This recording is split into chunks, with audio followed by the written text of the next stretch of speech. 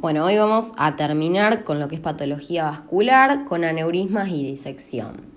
Un aneurisma es una dilatación localizada patológica de un vaso sanguíneo o del corazón que involucra a las tres capas, ya sea del vaso o del corazón. En cuanto al vaso, tendríamos involucrada la túnica íntima, a la media y a la adventicia, y a nivel del corazón involucrado el endocardio, el miocardio y el pericardio. Los aneurismas de los vasos sanguíneos pueden ser congénitos o adquiridos. Nosotros vamos a puntualizar más sobre estos últimos, que son los que se relacionan con el resto de las patologías vasculares, más que nada con la aterosclerosis y la hipertensión arterial. Y los aneurismas cardíacos también pueden ser congénitos o adquiridos. Los congénitos son muy infrecuentes y los adquiridos se relacionan más que nada con infartos de miocardio pasados, que debilitan la pared arterial y generan la dilatación. Respecto de la clasificación de los aneurismas, primero tenemos que distinguir lo que es un aneurisma verdadero de lo que es un pseudoaneurisma o un falso aneurisma. Un aneurisma verdadero es aquel que involucra a las tres túnicas de la pared vascular, como yo les decía en la definición, mientras que el pseudoaneurisma es un hematoma de la pared, es decir, se genera una disrupción de la pared, una rotura de la pared que genera que pase sangre por fuera y que esa sangre sea contenida por un tejido fibroso adyacente y que por ende nos genere una hemorragia. Ese hematoma a simple vista, luciría como un aneurisma de tipo sacular. Por eso se lo denomina pseudoaneurisma. Por otro lado, los aneurismas verdaderos se clasifican dependiendo justamente de su forma. Los aneurismas simétricos, es decir, que la dilatación involucra a ambos lados de la pared por igual, se denominan aneurismas fusiformes, porque tienen forma de huso, ¿vieron? Como la célula muscular. Y por otro lado, el aneurisma que es simétrico, que afecta solo a una porción de la pared, la dilatación, es el aneurisma sacular, que tiene forma de saco.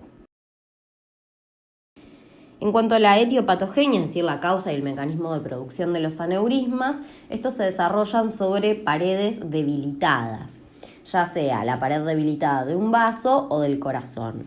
Y hay que ir a averiguar cuáles son las causas de este debilitamiento de la pared. Algunas de las alteraciones que debilitan a la pared son los trastornos que generan una disminución de la calidad intrínseca del tejido conjuntivo de la pared vascular o de la pared del corazón, que son síndromes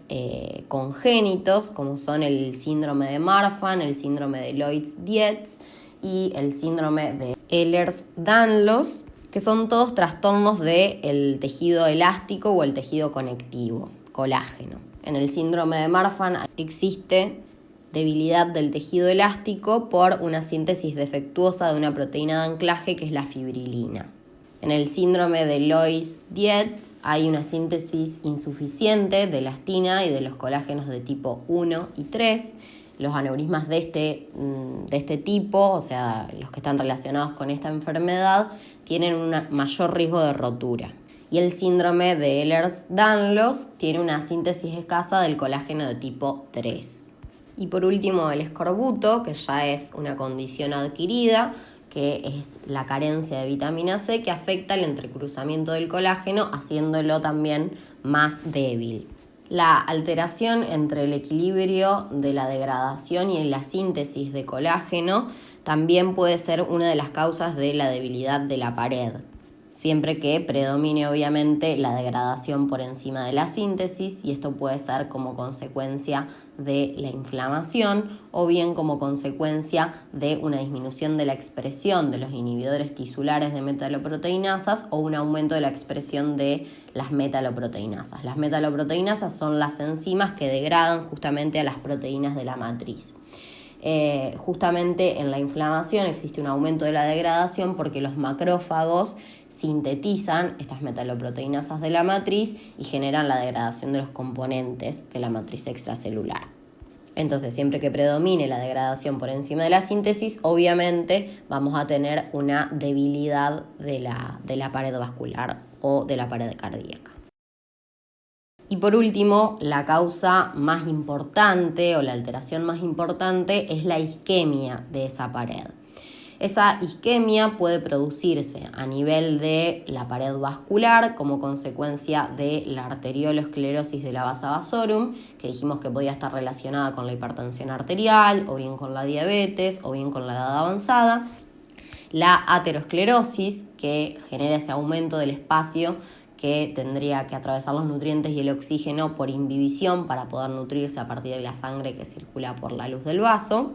Y también una condición en particular, típica de la sífilis terciaria, que es la endarteritis obliterante. La endarteritis obliterante lo que hace es generar inflamación de los pequeños vasos de la vasa vasorum, es decir, genera como una especie de vasculitis, particularmente de la vasa vasorum de la aorta torácica, generando también isquemia de la media y por ende predisponiendo a la generación de un aneurisma a ese nivel, a nivel de la aorta torácica. Y por último, la isquemia a nivel de las paredes cardíacas, que está condicionada por lo general por unas arterias coronarias ateroscleróticas que se obstruyen y generan infartos de miocardio, es decir, necrosis del miocardio, que es reemplazado luego por fibrosis y se genera el debilitamiento de la pared. Es de hecho una de las complicaciones del infarto agudo de miocardio, la dilatación aneurismática. Entonces, este debilitamiento de la pared causado por una alteración en el equilibrio entre degradación y síntesis de la matriz o por alteraciones intrínsecas del tejido conectivo de la pared o bien por la isquemia de esa pared, genera una menor resistencia a la tensión o presión ejercida por la sangre sobre la misma pared y termina por generar esa dilatación. A su vez, esa dilatación hace que la pared se vuelva aún más débil y por ende se vuelva aún más susceptible a la acción de la tensión aumentada y por ende ese diámetro vaya aumentando de forma progresiva. Es decir, es como cuando nosotros inflamos un globo con un chicle o cuando inflamos un globo normal. Al principio la tensión es mayor y a medida que se hace más finita la pared del globo es más fácil de inflar. Lo mismo sucede con la extensión del aneurisma. Entonces, por eso los aneurismas se tienen que controlar de forma periódica porque tienden a crecer a lo largo del tiempo. Y a medida que crecen aumenta también el riesgo de que se rompan. Bueno, ahora bien, ¿cuáles son las complicaciones entonces de los aneurismas? ¿Cuáles son las complicaciones de que se dilate la pared? Una de ellas es la rotura, que es lo que yo les nombré anteriormente. Cuanto mayor sea el diámetro del aneurisma, mayor es el riesgo de rotura, que también se relaciona con los niveles de tensión arterial, porque justamente es como una lucha entre una pared delgada y tensiones arteriales aumentadas que aumentan el riesgo, digamos, de que se rompa. Esa ruptura genera una hemorragia que depende del lugar en el cual se localice este aneurisma. Si es un aneurisma a nivel de la aorta, obviamente será una hemorragia masiva que comprometa la vida del paciente. Si es una dilatación o un aneurisma a nivel cerebral, podrá generar un accidente cerebrovascular hemorrágico de tipo hemorragia intraparenquimatosa o hemorragia subaracnoidea, dependiendo de a qué nivel se encuentre el aneurisma. Por otro lado, otra de las complicaciones es que la sangre que se encuentra a nivel de esa dilatación empiece a coagular y se genere un trombo que siga creciendo y termine por ocluir la pared, lo cual sería menos frecuente, porque imagínense que es un montón de sangre la que tiene que coagular como para poder tapar un vaso que está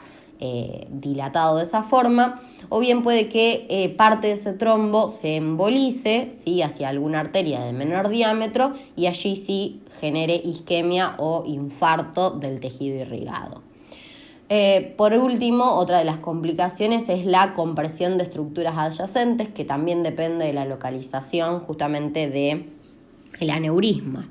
Por ejemplo, en la imagen es un aneurisma de aorta ascendente que está comprimiendo a la vena cava superior. Esa compresión de la vena cava superior Se manifiesta por medio del síndrome de la vena cava superior, en la cual vamos a tener edema a nivel del cuello, que es el edema en esclavina, edema facial, sensación de plenitud a nivel del cuello. Vamos a tener dilatación de las venas a nivel torácico y a nivel abdominal, todo como consecuencia, digamos, de esa obstrucción que no permite el retorno de sangre por parte de la vena cava superior hacia la aurícula derecha. Un aneurisma de ese nivel también puede comprimir al esófago, causando disfagia, puede comprimir al nervio laríngeo recurrente, generando tos persistente. Como ejemplo de aneurismas tenemos a los aneurismas aórticos. Los aneurismas aórticos pueden afectar a la aorta torácica en un 40% de los casos o a la aorta abdominal en el 60% de los casos. Dentro de los abdominales, por lo general, afectan a la aorta abdominal que está por debajo de la raíz de las arterias renales, porque a ese nivel el tejido elástico es más débil y además existe una disminución de la vasa vasorum que genera, digamos, una mayor isquemia de la media. Los aneurismas de aorta abdominal están causados principalmente por aterosclerosis, es decir, que son aneurismas ateroscleróticos, mientras que otras causas menos frecuentes pueden ser inflamación localizada de la aorta abdominal, en algunos casos relacionados con infección de la pared, con supuración, destrucción de la media y una rápida dilatación, que es lo que se denomina un aneurisma micótico, que por lo general se genera en presencia de una bacteremia, con un trombo localizado en la pared que se infecta y eso termina generando, digamos, la inflamación de la pared y la consecuente destrucción. En cuanto a los factores de riesgo para desarrollar un aneurisma de aorta abdominal, como la causa principal es la aterosclerosis, es más frecuente en hombres, en fumadores, dislipémicos, mayores de 50 años. Es decir, en todas aquellas personas que tengan factores de riesgo para desarrollar aterosclerosis, mientras que los aneurismas inflamatorios pueden ser más frecuentes en pacientes jóvenes. En cuanto a la clínica de los aneurismas de aorta abdominal, en general son asintomáticos y se descubren de forma accidental en el examen físico como una masa abdominal palpable que es pulsátil a la palpación. O bien también puede que sea un accidentaloma, que es lo que se denomina cuando se descubre por accidente en un estudio por imagen, ya sea una radiografía de pie de abdomen, una tomografía o una resonancia, lo que sea. O bien pueden manifestarse por medio de sus complicaciones. Lo más frecuente y grave, digamos, es la rotura hacia la cavidad peritoneal con una hemorragia masiva mortal. El riesgo de rotura está relacionado con el tamaño, como yo les decía. En general los aneurismas van creciendo año a año, en general en relación a 0,3 centímetros por año, o sea 3 milímetros por año, siendo un riesgo de rotura del 0% cuando tienen un tamaño de 4 centímetros o menos, un riesgo del 1% cuando el tamaño es entre 4 y 5 centímetros, del 11% cuando es entre 5 y 6 y más del 25% cuando son más de 6 centímetros.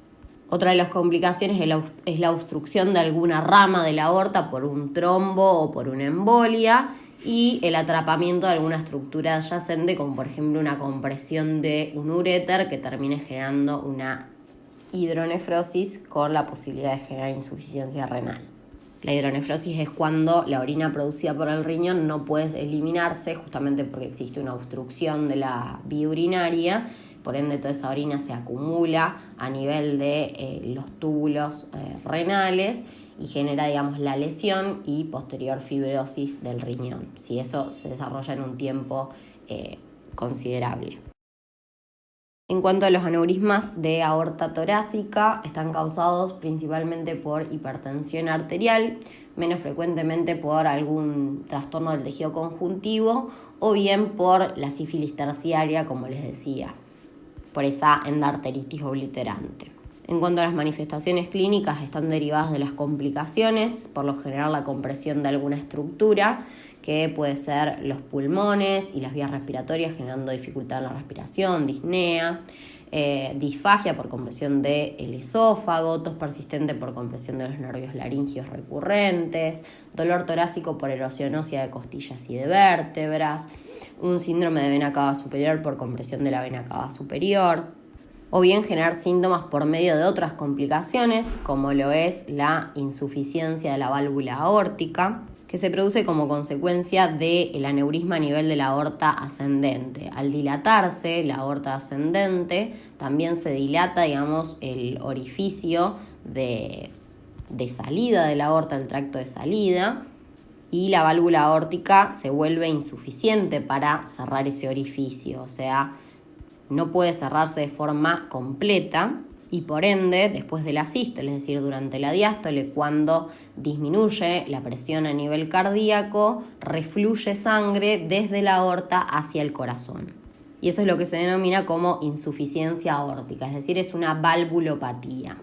que se manifiesta clínicamente por medio de un soplo, es decir, un ruido agregado a nivel de la auscultación cardíaca, que se ausculta durante la diástole y es de regurgitación.